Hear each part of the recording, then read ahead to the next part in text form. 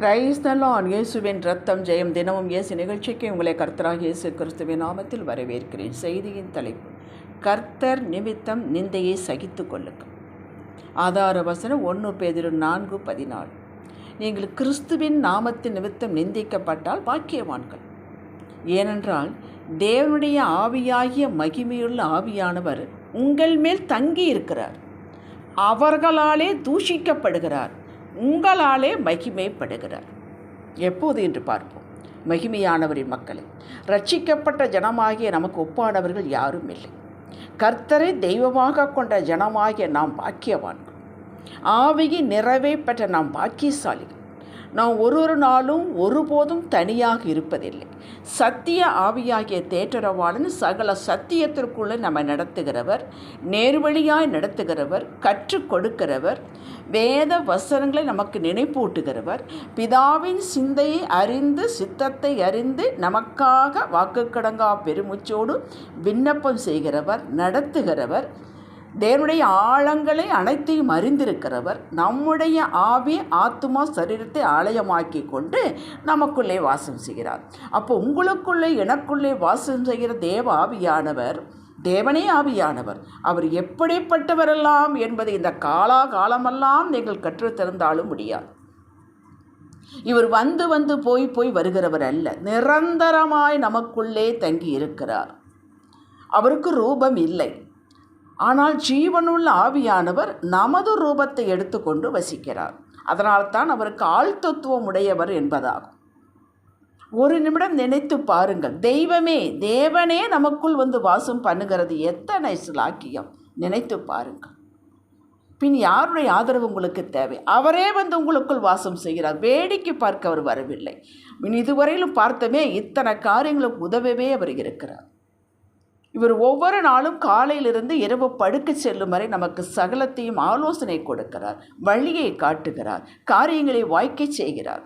நாம் கேட்டால் மனிதர்கள் நம்ம இந்த சரீரத்தை தான் பார்க்கிறார்கள். இதன் அடிப்படையில் தான் நம்மை மதிக்கிறார்கள், நம்மோடு பேசுகிறார்கள். மனிதன் முகத்தை பார்க்கிறான், தெய்வமாய் இருதயத்தை பார்க்கிறார். இவர்களுக்கு ஆவியான தேவனை பற்றி தெரியாததால் அறிய வாய்ப்பில்லை. நம்மை ஒரு தனி நபராகவே பார்க்கிறார்கள்.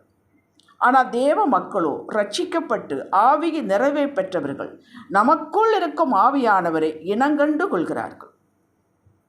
நம்மை அல்ல, நமக்குள் இருக்கும் ஆவியானவரை கனப்படுத்துவதால் நம்மை கனப்படுத்துகிறார்.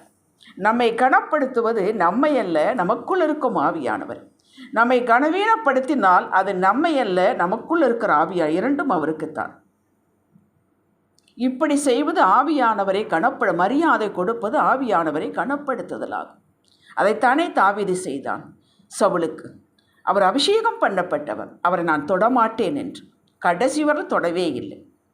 நாமும் ஒவ்வொரு ஆண்டவரின் பிள்ளையும் விசுவாசியும் தேவ ஆவியானவரோடு இணைத்துத்தான் பார்க்க வேண்டும்.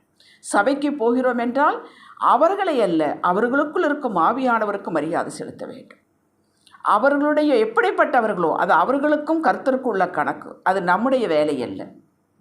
ரட்சிக்கப்பட்ட இவர்கள், அபிஷேகம் பண்ணப்பட்ட இவர்களை தேவனுடைய ஆத்துமாகவே நாம் பார்க்க வேண்டும். எல்லா ஆத்துமாக்களும் என்னுடையது என்றார். இவர்களை கனப்படுத்துவது, மரியாதை செலுத்துவது தேவனையே கனப்படுத்துதலுக்கு சமமாகும். அவர்கள் தவறு செய்யலாம், கடினமாக பேசலாம், மாம்சத்தின்படி கூட நடக்கலாம். ஆனால் நாம் இவர்களை கனப்படுத்த வேண்டும், உயர்வாக எண்ண வேண்டும். இது அவர்களுக்குள் இருக்கும் ஆவியானவருக்கு உரியது. இதை கர்த்தர் கவனிக்கிறார். நீதிமான் தன் அயலானை பார்க்கிலும் மேன்மையுள்ளவன். நீதிமொழிகள் 12:26. அப்படியா? யோசித்து பாருங்கள். எதிலே மேன்மையுள்ளவன்? மற்றவர்களை மேன்மைப்படுத்துவதில். தன்னிலும் மேன்மையுள்ளவர்களாக கருத வேண்டும். அவர்களின் நிந்தையை எடுக்காமல் இருக்க வேண்டும். எத்தனையோ தவறுகள் நடக்கிறது, அதை எடுத்து பேசக்கூடாது. அடுத்தவர்கள் நிந்தையை எடுக்காமல் இருக்கிறது பாக்கியவா. அது நம்முடைய வேலை அல்லவே அல்லங்க. அவர்கள் தவறுகளை, பலவீனங்களை எடுத்து தூக்கி பிடித்து பேசாமல் இருக்கிறவன் பாக்கியவான். இதுதான் கர்த்தரை கனப்படுத்தலாகும்.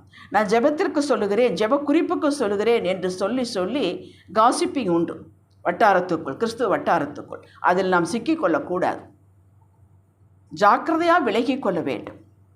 தேவனுடைய படைப்பாகிய மக்களை, அதிலும் அவருடைய பிள்ளைகளை கனப்படுத்துவதை தேவன் அங்கீகரித்து திரும்ப நம்மை கனப்படுத்துகிறார். எப்படி?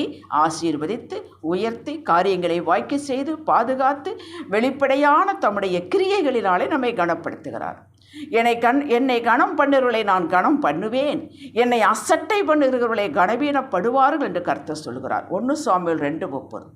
இதைத்தான் இயேசு இப்படி சொன்னார் உவமையாக, மிகவும் சிறியவராகி என் சகோதரரான இவர்களில் ஒருவனுக்கு நீங்கள் எதை செய்தீர்களோ அதை எனக்கே செய்தீர்கள் என்று மெய்யாகவே உங்களுக்கு சொல்லுகிறேன் என்றார். மத்திய 25:40. யாரை பற்றி சொன்னார்? சபையில் இருக்கக்கூடிய விசுவாசியை பற்றி. இதையெல்லாம் மனதில் கொண்டு இப்போது யோசித்து பாருங்கள். யார் நம்மை இகழ்ந்தாலும் அவதூறாக பேசினாலும் முகாந்திரம் இல்லாமல் சண்டைக்கு வந்தாலும் நிந்தித்தாலும் அவமரியாதை செய்தாலும் நமக்கு கோபம் வரக்கூடாது, வராது.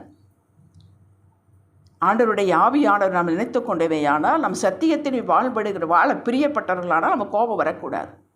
அதுவும் நாம் கிறிஸ்தவர்களாக இருப்பதன் நிமித்தம் இப்படி சந்திக்க நேர்ந்தால் உள்ளே மகிழ்ச்சியாக ஏற்றுக்கொள்ளுங்கள். நீ என்னை நிந்திக்கலையப்பா, எனக்குள்ள உள்ளவரை நிந்திக்கிறாய் என்று மனதுக்குள்ளேயே சென்றுவிட்டு போய்விடுங்கள். அமைதியாக இருக்கும். பதிலுக்கு பதில் செய்ய வேண்டாம், பேச வேண்டாம் என்றுதான் வேதம் நம்மளுக்கு கற்றுக் கொடுக்கிறது. இதை கர்த்தர் பார்த்து கொள்வார். இதை ஆவியானவர் உங்களுக்கு வந்த நிந்தை அவமானமாக எண்ணாமல் தனக்கே வந்ததாக அவர் எடுத்துக்கொள்கிறார். இது எப்போது என்றால், நம்மிடம் உண்மை நியாயம் இருந்து வேண்டுமென்றே நிந்திக்கப்படும் போது. இப்படி அமைதி காக்கும் போது கர்த்தர் உங்களால் மகிமைப்படுகிறார். நீங்கள் அவரை மகிமைப்படுத்துகிறீர்கள் என்று அர்த்தமாகும். பதிலுக்கு பதில் செய்யாமல், பேச்சுக்கு பேச்சு பேசாமல், தீமைக்கு தீமை செய்யாமல் அமைதியாக வெளிவிலகி போகும்போது, நலமொன்று பலமொன்று பேசாமல் அமைதியாக போகும் பொழுது, அவர்களுக்கு ஒரு தீமை வரும்பொழுது உடனே போய் உதவி செய்ய வந்தால் அதுதான் உயர்ந்த நிலை. அதுதான் நீங்கள் மகிமைப்படுத்த உயர்ந்து எத்தனை காணிக்கை கொடுத்தாலும் இதற்கு ஈடாகாது. அவருடைய சுபாவத்தை நாம் எப்பொழுது வெளிப்படுத்துகிறோம், அதுதான் அவருக்கு மகிமை, மரியாதை. உங்களை திரும்ப மகிமைப்படுத்துவார். எதிரியின் கண்களுக்கு முன்பாக, உங்களை நிந்தித்தவர்களுக்கு முன்பாக உங்களை உயர்த்துவார். வெட்கப்பட்ட இடத்தை இரட்டத்திரையாக ஆசீர்வதிப்பார். தேவன் உங்களில் வாசம் பண்ணுவதை எல்லாருடைய கண்களுக்கு முன்பாக நிரூபித்து காட்டுவார். ஆவியானவர் காட்டுவார். யோசுவா 3:7. எதிர்த்து பேச சந்தர்ப்பம் இருந்தும் எதிர்த்து பேசாமல், எதிர்த்து பேச உங்களுக்கு வழி இருந்தும் நியாயம் இருந்தும் பேசாமல், பழிக்கு பழி வாங்காமல் அமைதி காக்கும் நீங்கள் ஆவியானவரை மகிமைப்படுத்துகிறீர்கள். தாவீதுக்கு எத்தனையோ சந்தர்ப்பங்கள் கிடைத்தன சவுலை தீர்த்து கட்ட. தாவீது அபிஷேகம் பண்ண சவுளைத்தோட மறுத்து விட்டார். 1 சாமுவேல் 26:9. இதையெல்லாம் கர்த்தர் கணக்கில் வைத்தார். தாவீது வர வர விருத்தி அடைந்தார். கேட்டீர்களா? சவுலோ வர வர பலவீனப்பட்டு போனான். ஏனென்றால் சவுல் துரத்தினான் தாவீதை. தாவீது அபிஷேகம் பண்ணப்பட்டவன், ஆனால் துரத்தினான் பொறாமையினார். காரணமே இல்லாமல், முகாந்திரம் இல்லாமல் துரத்தினார். அப்படி தாவீதை பலப்படுத்தினது போல உங்களை பலப்படுத்துவார், தலையை உயர்த்துவார். வேண்டுமென்றே உங்களை நிந்தித்தவர்களுக்கு நேரிடுவதை உங்கள் கண்கள் காண செய்வார். கொலைசியர் 3:25, சங்கீதம் 147:6. நீதியை காட்டுவார். கொஞ்சம் பொறுத்து கொள்ளுங்கள், மறுபடியும் பொறுத்து கொள்ளுங்கள். அதுதான் வாழ்க்கை. பொறுத்து கொண்டால் பூமியை நாம் ஆளலாம். ஹல்லேலூயா.